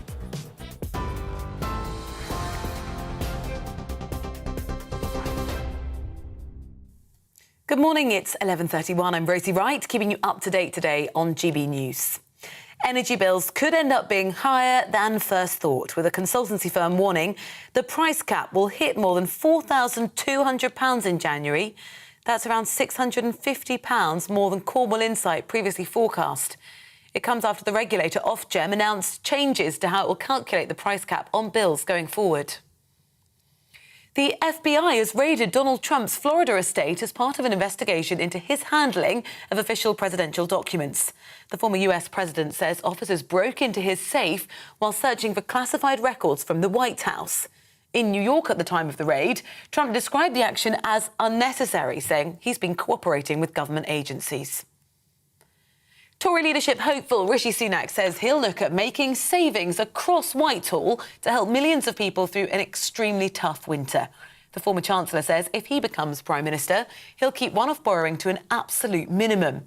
Both he and Liz Truss will present their plans to party members at a hustings in Darlington this evening. The Foreign Secretary is focusing on tackling antisocial behaviour in her campaign, saying it will be a key priority if she becomes Prime Minister. As part of Liz Truss's strategy, she's pledged to strengthen the police force and vowed to recruit 20,000 extra officers to make streets safer. An amber warning for extreme heat's been issued from Thursday to Sunday across parts of England and Wales. The Met Office says temperatures are expected to reach the mid-30s. It's after a heat health alert was issued for much of the country, and some regions are also facing hosepipe bans. TV, online and DAB+ radio, this is GB News.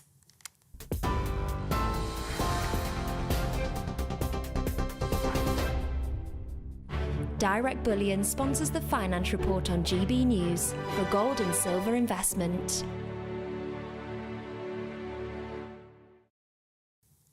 Here's a quick snapshot of today's markets. The pound will buy you $1.212 and 1.184 euros.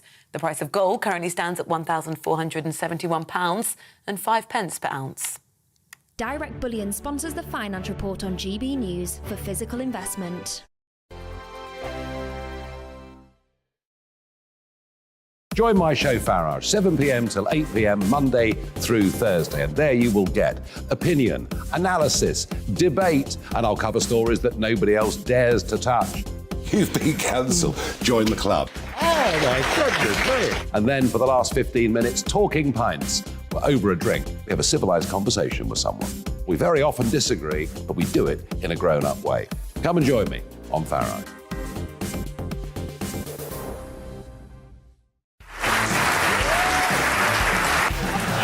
My name is Andrew Doyle.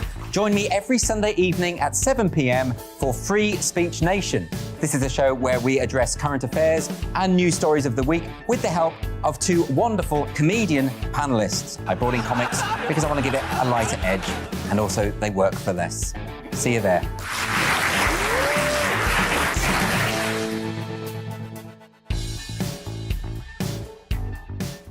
Hi there, it's Stephen and Anne. At breakfast from 6 a.m, you'll always be caught up with everything you need to know, the latest headlines, opinions and debates. We'll bring you the good news and the bad, but most of all, we're here for you. Remember, send in your views and let us know what you would like us to talk about. That's because we're your news channel. And every morning at 6 a.m, it's breakfast on GB News. I'm Dan Wootton. Join me Monday to Thursday from 9 to 11 for the feistiest and most fun news debate on TV, where free speech reigns. I'll bring you a sharp take on the day's biggest stories, bombshell newsmaker interviews, and A-list guests. And I guarantee you, no spin, no bias, no censorship, and no reason to go to bed. That's Dan Wootton Tonight, Monday to Thursdays from 9 on GB News.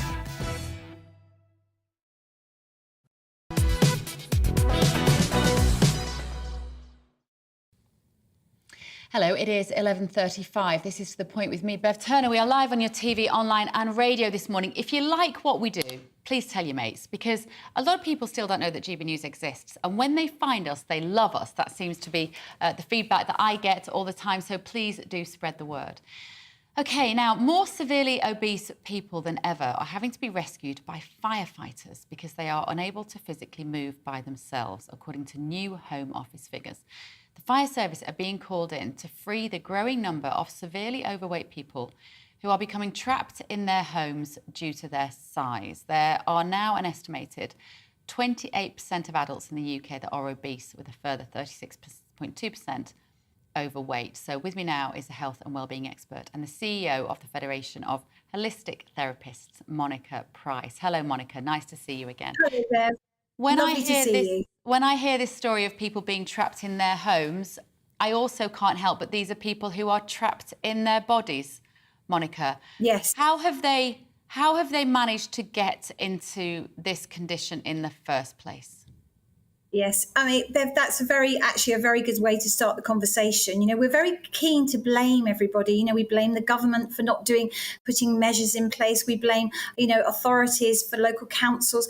It really, when you talk about obesity and when you talk about your health, it's your individual needs and wants that we need to be considering here. That individual person who puts the food into their mouth, who maintains their weight, nobody else is around them apart from their support system of family or partners, etc., to help them. But to have this story and to see this story and to see a 24% increase in firefighters, you know, going to cases where they're having to remove people from their own homes because they're physically unable to do so themselves, it's really quite tragic. You know, it's tragic. It's a tragic story, but one that we as a nation, we need to address. I mean, I don't think, Bev, that there's been a better time really to think about your health. And you would think that coming out of COVID, that people would have been more aware of their health and the importance of staying healthy and the importance, of course, of the food that they eat. So this for me is, I'm aware of the story, I know it. And, you know, we mustn't forget that on average, if somebody comes to, if the firefighters are called to somebody who is stuck in their home and they need their help, and they call it the bariatric lift, then this person has to have about 10 or 15 firefighters attend that scene to help that person. It's just extraordinary. And when I think of, you know, we're not talking about people here who are just a little bit overweight or, you know, they let themselves go in lockdown. For me, this is a story about serious mental illness. And I know that some people will say, no, it's not a mental condition. They just eat too much. I'm sorry, if you have disabled yourself to the extent that you can't walk down the stairs, that is a psychological problem. Do you know, Monica, what type of situations some of these individuals have been exposed to get themselves into this? This has got to be a life of trauma, hasn't it, that's led to this? Oh. Yeah, as I say, it is a tragic story. And, you know, thinking about that person, as you say, who's trapped in their own home, this is somebody who we call morbidly obese. So somebody who has a BMI of 30, 35, you know, these are people that simply cannot do everyday tasks by themselves or struggle to do those everyday tasks. And of course, the more weight you put on, the more that puts such a pressure on your heart, for example. You've got type 2 diabetes, you've got all kinds of health conditions, but absolutely mental health plays a huge part, because can you imagine just being forced to stay indoors because you physically can't move from your chair? Now, some of these, Bev, are medical conditions. They're serious medical conditions that have got these people in this sort of state. But, you know, there's a lot of them, a high percentage, in fact, a rising percentage of people who have got there purely because they've eaten too much. And, you know, what do? The government is doing things like from April, for example, we had the calories are now displayed on their menus for restaurants with 250 employees or more. We've got in October, they're bringing in the practice to try and ban certain non-healthy foods online to try and sort of detract from the advertising that goes on. But it really is, Bev, down to the individual. You know, and the mental health services are so stretched at the moment. And, you know, these people need real help. We've got ourselves into such a perfect storm of the least optimal conditions for human beings on this planet to live healthily in the one body that we ever get to live inside, do we not? And by that, what I mean is we've got corporations who have been free to dole out profit-making, high sugar, high chemical foods for decades, with insipid governments refusing to put any sort of limits on them. You've got sports facilities closing left, right and centre. You've got sport no longer prioritised in schools. You've got parents confused about what we can and cannot say no to our children about. That is a big thing. And that we think by making our children happy is what we should all be doing by giving them Haribo if they want it. But also, Monica, we've also created this culture whereby it's not okay to talk about obesity being a problem. And I'm alluding to slightly the body positivity movement, so normalising clinical obesity, to normalise it, not just normalise it, in fact, make it something to aspire to, which I find deeply troubling as the mother of 2 daughters. And I've spoken to GPs who've said that they've had people in their surgery who are quite clearly their health conditions are derived from their obesity, and yet they feel they cannot say that for fear of upsetting that person. We're strangulating the conversation. It is, and I think you're absolutely right, and I agree with you, Bev. You know, we need to talk about this. We need to have open, honest conversations. People need to say the word fat. You know, it's in our dictionary. When we look at somebody who's thin, can you imagine how grotesque it would be to have an advert of somebody who displays anorexia, for example, and who's extremely thin on an advertisement? But now we're seeing advertisements where people are morbidly obese being displayed by manufacturers, by fashion designers, and as you say, saying that this is okay. But it's a sad fact in our 21st century, Bev, that fat has become normal. You know, overweight has become normal. You know, and when you're what we call a normal weight, so somebody who has a BMI of say between 18 to 24.9, that's the kind of healthy range, then those people are considered to be skinny, or they get bullied because they're thin, and they're just a normal weight. But a new normal is actually an overweight, which is anybody with a BMI of over 25. Now, the problem is, of course, is that you've got to want to do it yourself. That's the biggest thing, Bev. Parents are really struggling. So we have to educate. I'm absolutely a firm believer that we need to bring this education back into our schools. We need to bring back a skill that says cooking, for example. That was taken from most of our schools, and the private sector have it, of course, but a lot of the grammar schools, all they do is cook pizzas and make cakes. This is not teaching our children about where the food comes from, how it's produced, the importance of those nutritions in our food, and the effect it has on our body. I mean, I've simply changed people's lives just from changing their diet and increasing their water intake. And it's all possible with food. And that's the problem, because most of our food is so processed now. It really is. And I think what we should say, look, Monica, we're sitting here as two healthy women of healthy weight, okay? We are, some would say you are lucky. And I've no doubt that genetics, metabolism, upbringing plays a massive role in this. And I want us to make it clear that we know it's not easy, right? We know it's not easy. You know, unhealthy food is blooming delicious. Is it not? That's why we eat so much of it, and we all struggle with that. So if you could give one tip to people, Monica, watching this, who are like, you know what, Bev's banging on about fat people again. She's probably right, but it's really hard to do anything about it. What would you say?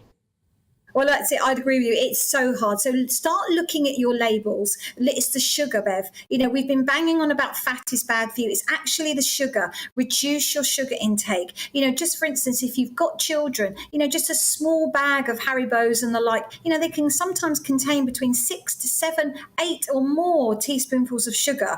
You know, it's the sugar that you need to cut down from your diet. So look for things that are lower in sugar, because those are the things in the long term that are going to help you. And swap one of those wonderful, you know, cappuccino caramel lattes that we all like to have as we walk along the high street coffee shops. You know, swap one of those just simply for a bottle of water, because those are piled full of sugar and calories. And that's the sort of thing that's actually escalating our problem, particularly in the young children, because everybody, you know, loves a latte. But you've just got to, you can have them. I always say to everybody, everything in moderation. But when you start getting out of control and your weight starts spiraling, then that is a time to put food diaries in place. Make a note of what you're eating. Look at your food labels and let go less on your sugar as much as you possibly can. Absolutely. Couldn't agree more. Treat yourself to a pair of trainers and walk wherever you can.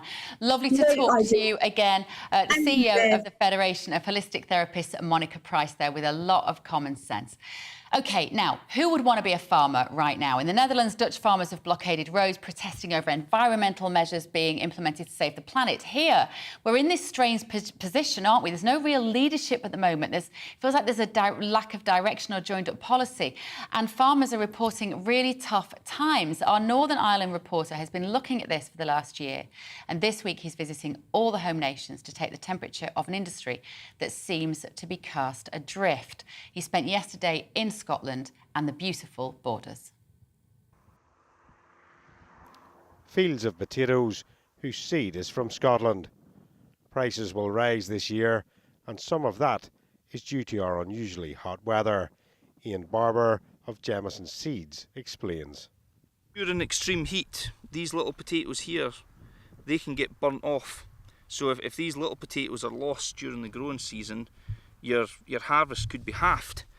So a lot of these roots should possibly have had these little potatoes on the end, but they won't grow anything because they've been burned off.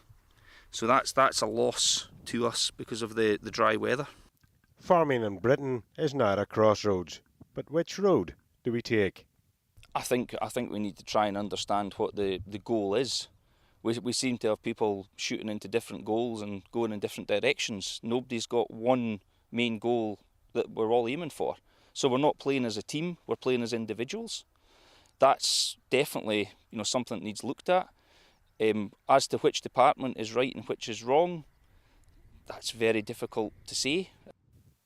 Rising energy prices and market pressures are producing waste, and earlier adjustments around red diesel are now showing in retail pricing. A lot of potatoes are stored in cold storage, and the cold storage has got to the point where it's now no longer economical to store them. So there's been tens of thousands of tonnes have been dumped for stock feed because there's no home for them to go to. The whole industry runs on red diesel. So any extra cost put onto the farmer is affecting the end user. It can't be avoided. 375, 375, 376, 377, 377, 377, 78, 78, 79, 79. Carlisle's sales room is one of the largest animal sales in Europe, and it can be argued that the price of our food is set in places like this. Glenn Lucas, dairy sales manager, thinks farming needs a joined-up policy if it is to survive post-Brexit. We need a common agricultural policy that involves all the bipartisan groups, that involves all the devolved governments, and it needs to be focused in one direction. And it's going to involve compromise on different subjects, but I think if we have that, then businesses and farmers and food producers can see the next 10 years. And then once we're in the 5th year, we can start developing the next 10 years, because this policy will be ongoing, it will be changing to meet the needs of our country in the future. At the moment, we have got a very fragmented group of devolved governments, and that's not helpful. And I think if we have a bipartisan group, this policy won't be perfect if we're going to get everybody together, but I see if we do that, it will help investment for the future, and it'll help our businesses go forward. If the cost of living is to be addressed, food and fuel will be at the top of that list, and government must listen and set down a clear roadmap for the future. Dougie Beattie, GB News. Okay, now let's take you through some of the headlines of the day that you might have missed. Oh, I think we're going to Dougie, actually live. He's still there, is he? Hello, Dougie.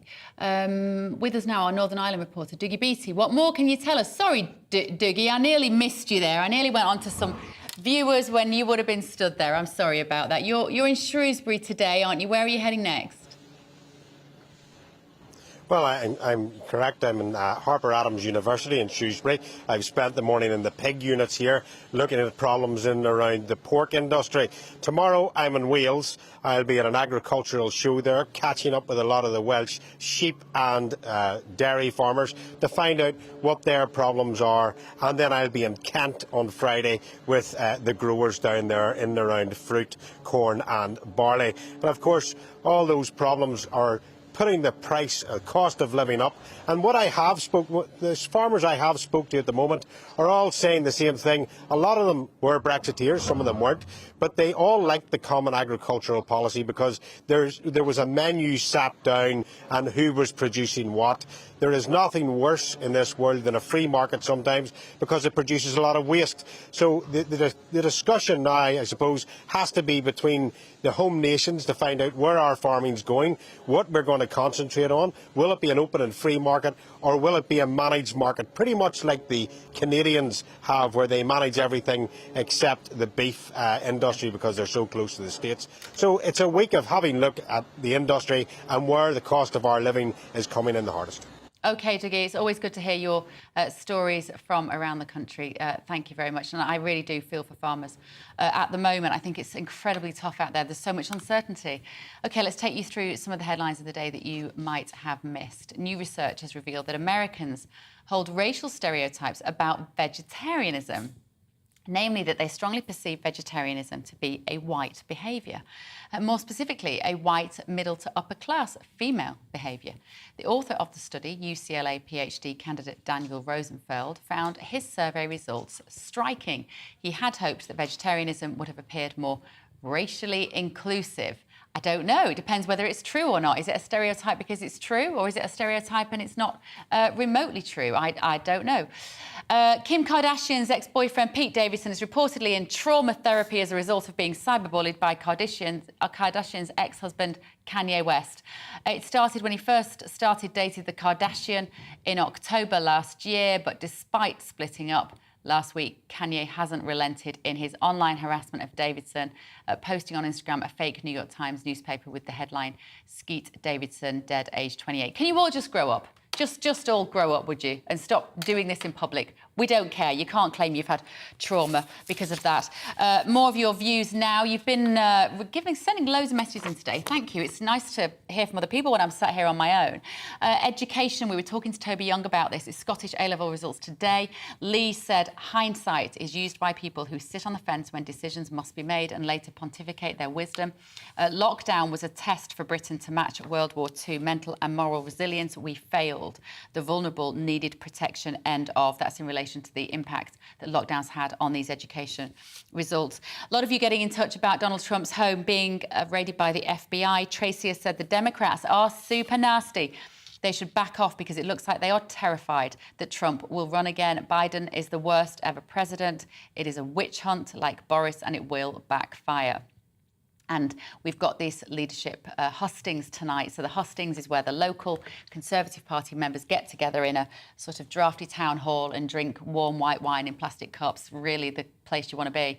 And Colin has said, I can honestly say that if the selection process had started with the members, none of these two would still be in the running. It's so true. I think that is so true. I don't think either of them were particularly popular with the members, but this is where we are, and we will have a new Prime Minister, won't we, in just about 2.5 weeks.